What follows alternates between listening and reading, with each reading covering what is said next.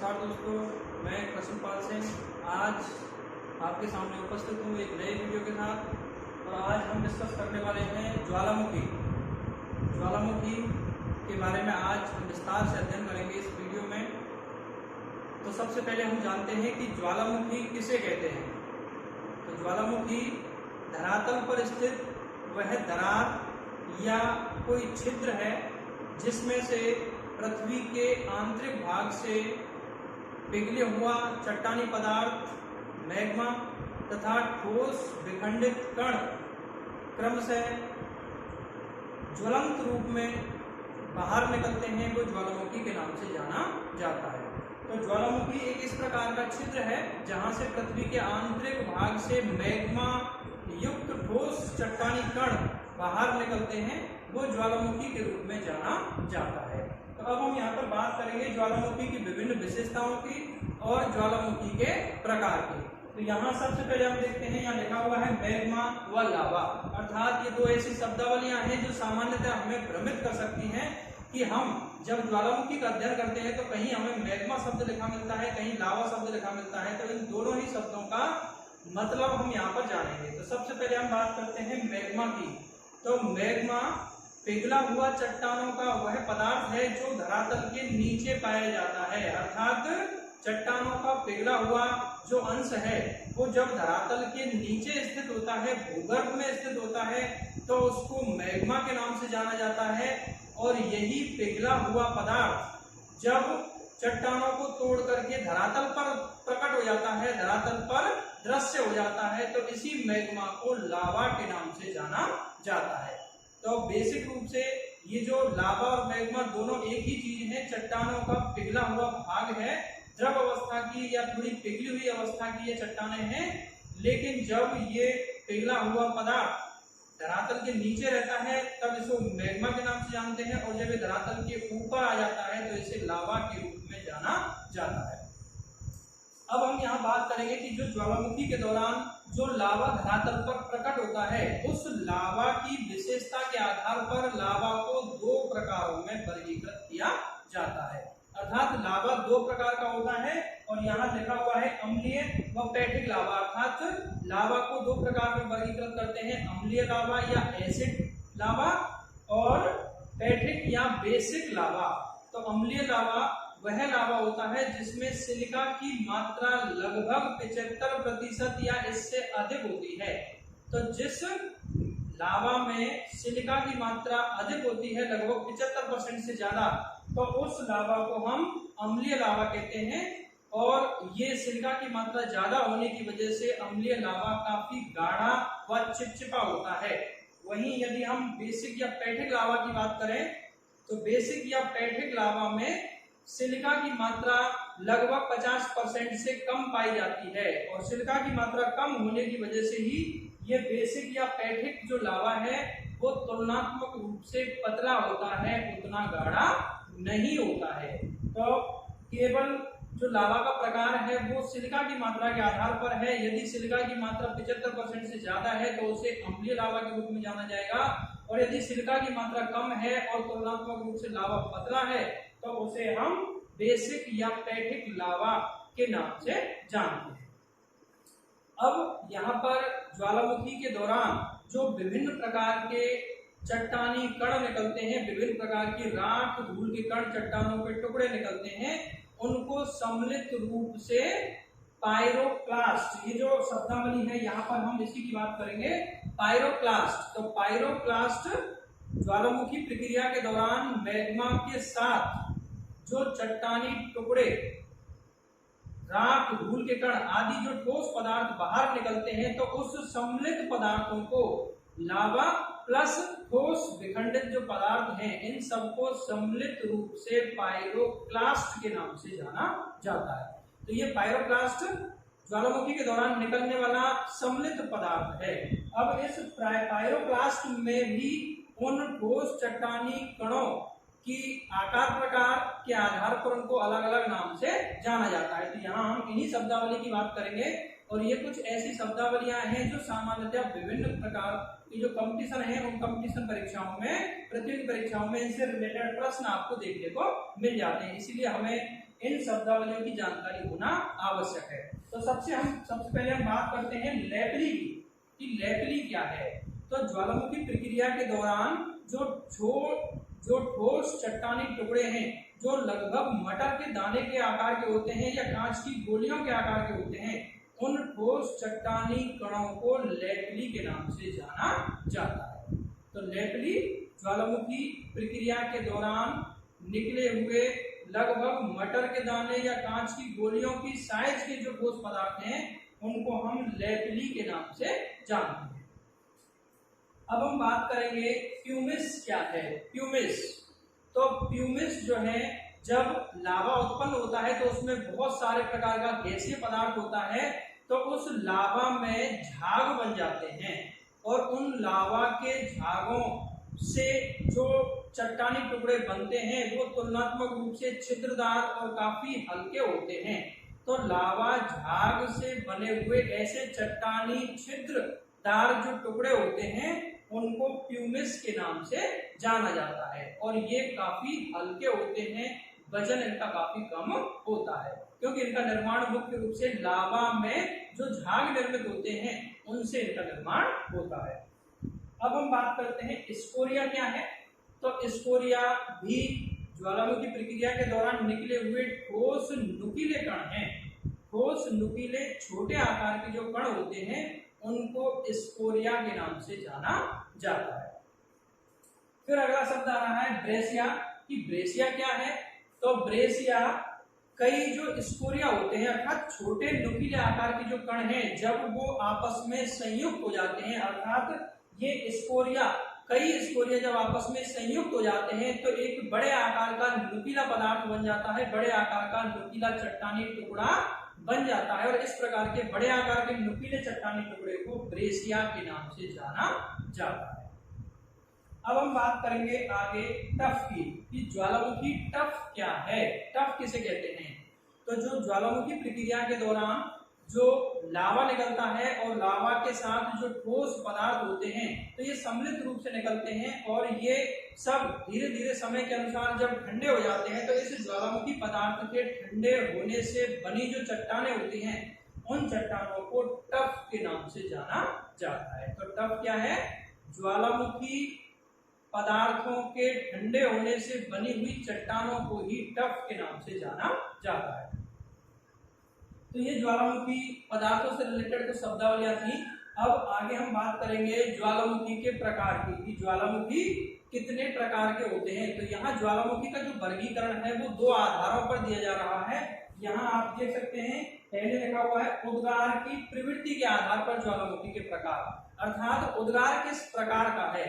तो उद्गार के प्रकार या उद्गार की प्रवृत्ति के आधार पर ज्वालामुखी को प्रमुख रूप से दो वर्गों में बांटा जाता है। यहाँ लिखा हुआ है आप देख सकते हैं। तो वो दो जो प्रकार है उसमें नंबर 1 है केंद्रीय उद्गार वाले ज्वालामुखी और नंबर 2 है दरारी उद्गार वाले ज्वालामुखी। तो केंद्रीय उद्गार व दूसरा दरारी उद्गार वाले ज्वालामुखी, ये उद्गार की प्रवृत्ति के आधार पर है। तो सबसे पहले हम बात करेंगे केंद्रीय उद्गार वाले ज्वालामुखी।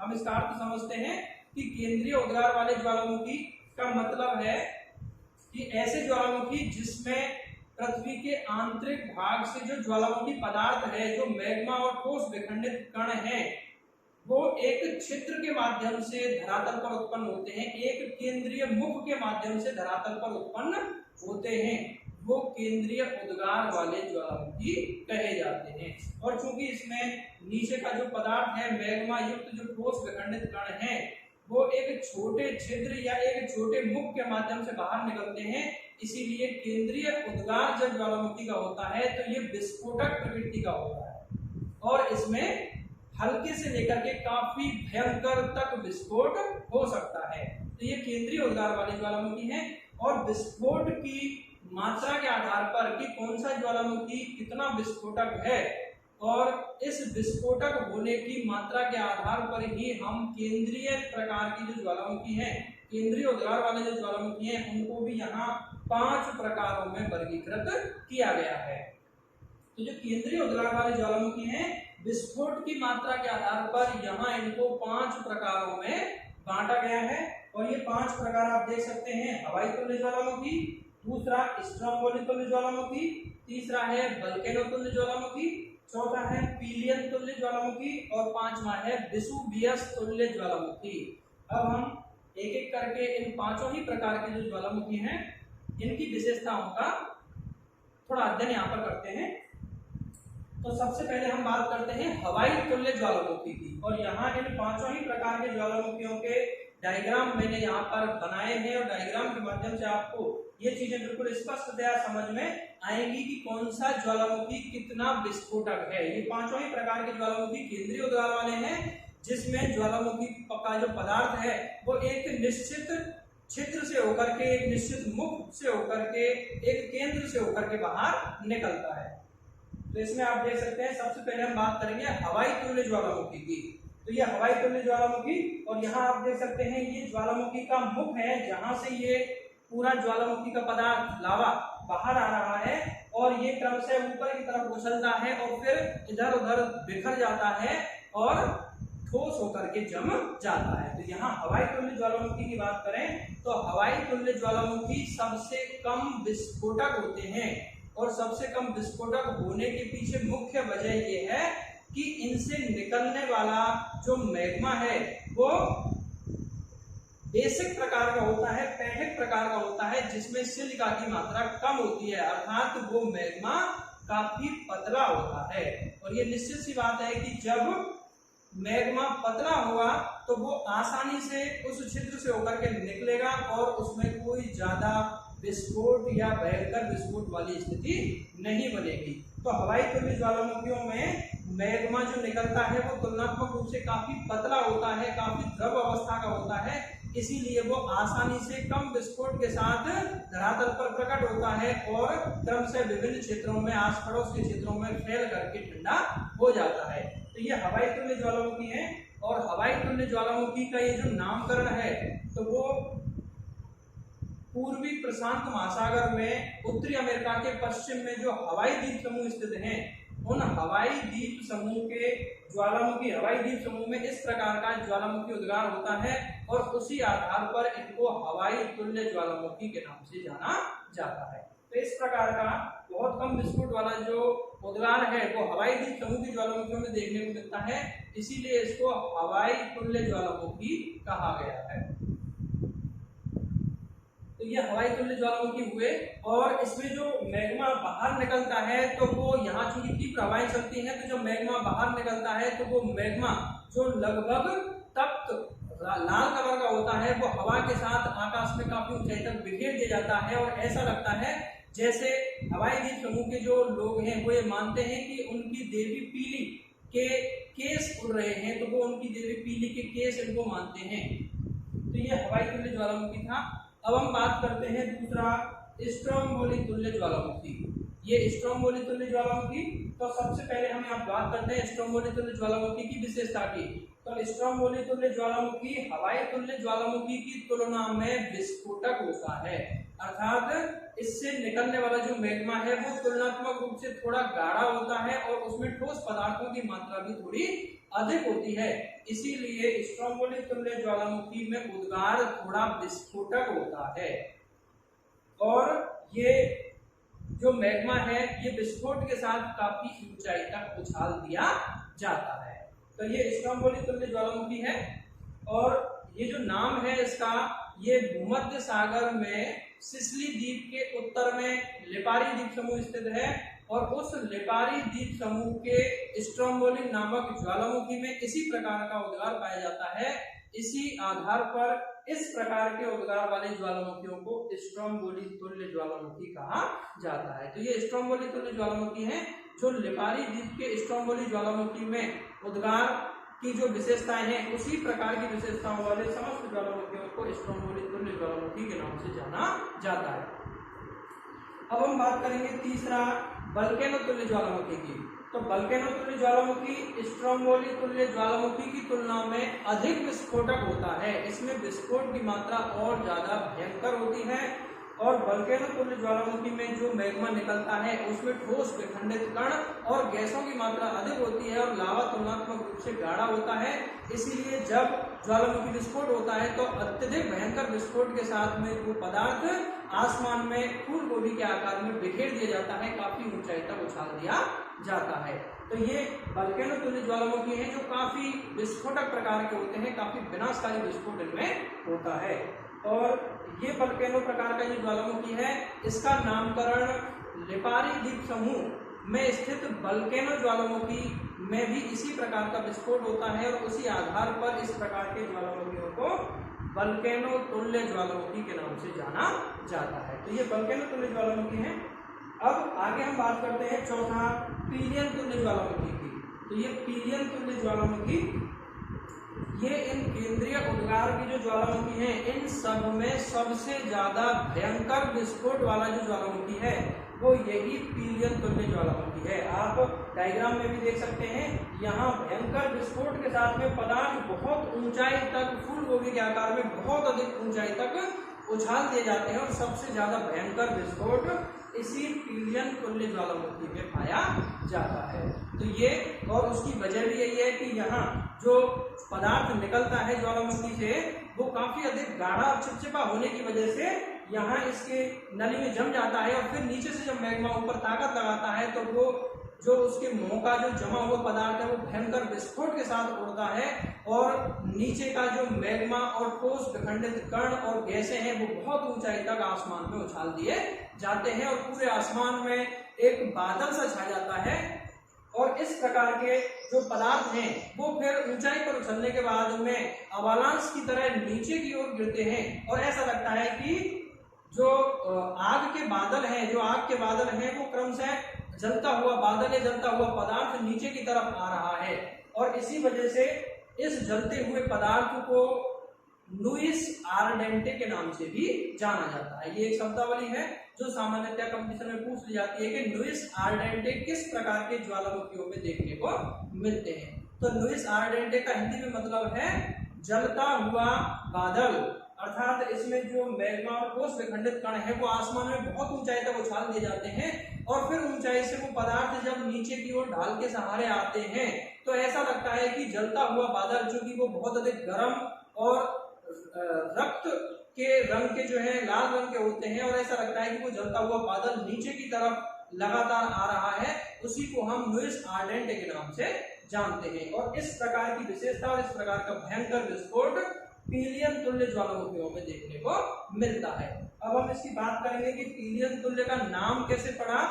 तो इस प्रकार का जो ज्वालामुखी विस्फोट है वो पश्चिमी द्वीप समूह, कैरिबियन सागर में जो पश्चिमी द्वीप समूह है उस पश्चिमी द्वीप समूह का मार्टिनिक द्वीप है और उस मार्टिनिक द्वीप में स्थित पीली नामक ज्वालामुखी है और पीली नामक ज्वालामुखी में इसी प्रकार की विशेषताओं वाला भयंकर विस्फोटक उद्गार होता है और उसी आधार पर इस प्रकार के भयंकर विस्फोटक उद्गार वाले ज्वालामुखियों को पीलियन तुल्य ज्वालामुखी के नाम से जाना जाता है।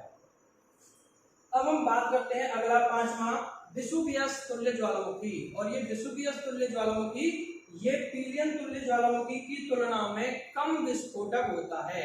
हालांकि वल्केनो और अन्य जो तीन प्रकार के ज्वालामुखी हैं इनकी तुलना में ये अधिक विस्फोटक होता है, लेकिन पीलियन तुल्य ज्वालामुखी की तुलना में थोड़ा कम विस्फोटक होता है। और इस वेसुवियस तुल्य ज्वालामुखी में भी जो मैग्मा बाहर निकलता है वो काफी गाढ़ा और चिपचिपा होता है, इसीलिए इसमें भी मैग्मा काफी ऊंचाई तक विस्फोट के साथ उछाल दिया जाता है। और इस प्रकार का जो ज्वालामुखी है वो इटली के वेसुवियस ज्वालामुखी में इसी विशेषता वाला इसी प्रकार का विस्फोटक उद्गार होता है और इटली के वेसुवियस ज्वालामुखी के उद्गार की विशेषताओं के आधार पर ही इस प्रकार के ज्वालामुखियों को वेसुवियस तुल्य ज्वालामुखी के नाम से जाना जाता है।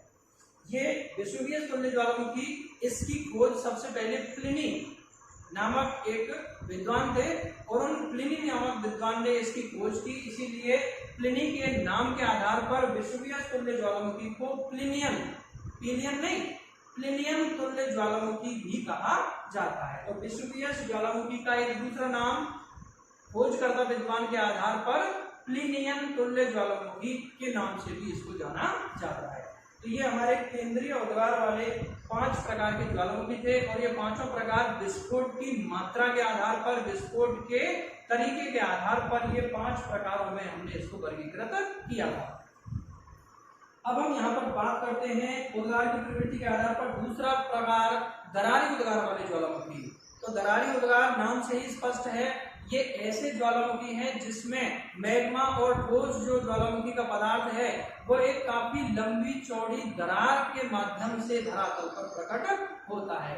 तो जब चट्टानों में विभिन्न स्थानों पर अंतर्जात बलों की वजह से तनाव उत्पन्न होता है और चट्टानों में दरारें पैदा हो जाती हैं, तो उन दरारों से होकर के नीचे का ध्रुवल कमंडल का जो पिघला हुआ मैग्मा है वो ठोस कण और गैसों के साथ में उस दरार से होकर क्रमशः बाहर आता रहता है और इस प्रकार का जो ज्वालामुखी होता है वो दरारी उद्गार वाला ज्वालामुखी कहा जाता है।